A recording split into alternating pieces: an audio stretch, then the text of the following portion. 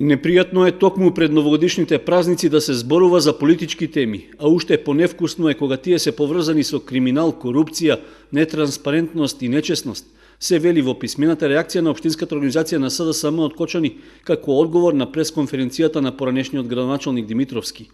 Во дописот стои дека и покрај престојните празници некому не му е важно убавото расположение на граѓаните, па сака да зборува за нешто што веќе е завршена приказна.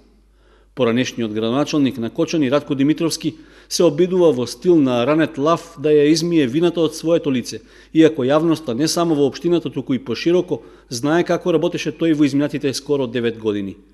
Сомневањата за неговите криминални однесувања ја потврди и полициската истрага во која беше откриено дека ја оштетил касата на општината, односно незаконски потрошил 50.000 евра на граѓаните за само нему познати потреби.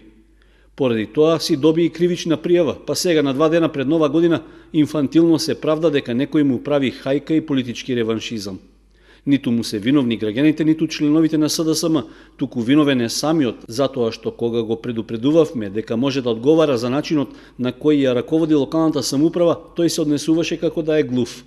Па си дозволи во општината да ја вработи својата снаа, но и ќерки и синови на своји соработници и партиски другари, а од општинската каса делеше на наместени тендери само на нему блиски фирми и деловни соработници. Доцна е, господине Димитровски, да ги обвинувате другите за вашите грешки и да смислувате оправдувања пред јавноста. Подобро е времето да го искористите за да се подготвите тоа да го објасните пред институциите кои ги интересира, се вели во писмената реакција на Општинската организација на СДСМ од Кочани, во која на крајот е упатена и честитка до граѓаните со желби за добро здравје и личен успех во новата година.